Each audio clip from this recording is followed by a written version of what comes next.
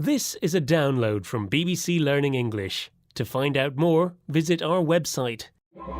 6 Minute English. From BBC Learning English. Hello and welcome to 6 Minute English, where we bring you an interesting topic and 6 items of vocabulary. I'm Neil and joining me is Rob. Hello there. And today we've got 6 minutes to talk about honesty and how honest people are, particularly when it comes to spending money. So Neil, what's an honesty box? Well, it's where you pay for something by putting money in a box, but it's up to you to put in the right amount. A small business might use this method to take money for things like parking your car or buying a newspaper because it means you don't need a sales assistant. But that means people could take a newspaper or park their car without paying anything. An honesty box relies on people being honest. The adjective honest means truthful and not trying to cheat people. And the noun is honesty, the quality of being truthful. Have you ever cheated an honesty box, Rob? Absolutely not. I never have. Honestly? Honestly. And to cheat, by the way, means to trick or deceive someone to get something you want. Honesty is the best policy, as they say. Which, of course, leads us onto our quiz. The 6 Minute English Quiz. Who said honesty is the best policy? Was it A, Donald Trump, B, Benjamin Franklin, or C, Richard Nixon? Honestly, Neil, everyone will know the answer to that.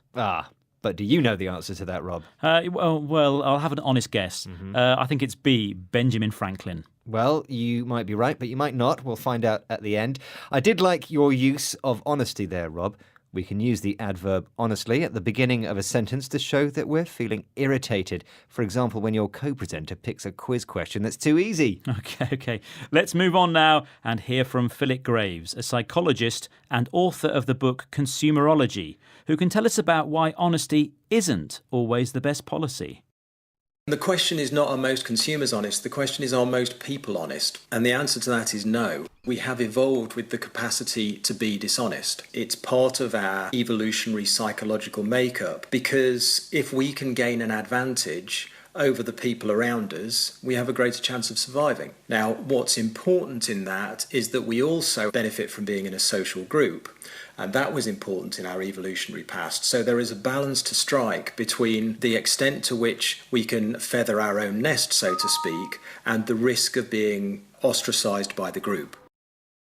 A consumer is a person who buys things or services, for example, food or clothes. Or the use of a parking space or a taxi. Now, if I park my car and I don't pay for the parking space, I'm being dishonest, but I'm also saving money.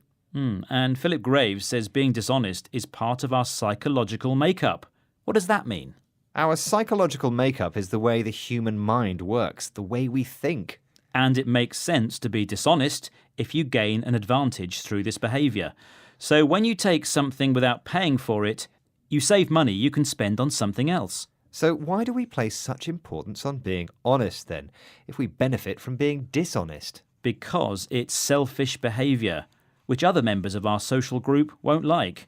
If everybody acted selfishly and dishonestly all the time, the world would be a very unpleasant place. Selfish, meaning only caring about yourself and not about other people. That's a good point, Rob. Yes, societies work better if people behave cooperatively, which means working together towards shared goals. So, honesty really is the best policy then, at least most of the time.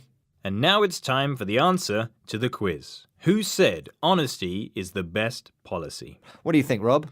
OK, well, was it Benjamin Franklin? And that was the right answer. Hey. Maybe the question was too easy. Benjamin Franklin wrote it in a book of proverbs called Poor Richard's Almanac between 1732 and 1758. Other famous quotes include, "There are no gains without pains," and "Have you something to do tomorrow? Do it today." OK, well, let's follow Franklin's wise words and move right ahead with the vocabulary items we learned today. First up was the adjective honest, meaning truthful and not trying to cheat people. For example, Neil has a very honest face. OK, then there's honesty and honestly, the noun and adverb forms. For example, Honestly, Rob, hurry up and do the second item. Okay, I'm getting there.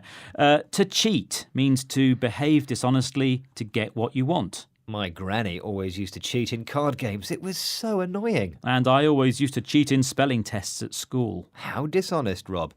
OK, number 3. Consumer. A person who buys goods or services for their own personal use. For example, I am a big consumer of chocolate bars. Ugh, that's horrible English, Rob. How about we asked UK consumers how much money they spent on food every month? OK, I agree. That's a better example. Anyway, I never consumed chocolate. Right, number 4. Psychological makeup. The way our minds work. The way we think. For example, he had the psychological makeup of a serial killer. Ugh, that's nasty. Moving on. Selfish. Caring only about yourself and not other people. You only made yourself a cup of tea. That was a selfish thing to do. What? It was just an example. You're not selfish, Neil. You're actually the most cooperative person I know. You're happy to work with others towards a common goal. Ah, not selfish then. Never selfish, always cooperative. And honest too. Great. Now, I honestly recommend that listeners visit our Facebook, Twitter, Instagram, and YouTube pages. You can cooperate with other learners in your common goal of improving your English. Bye-bye. Goodbye. 6 Minute English. From the BBC.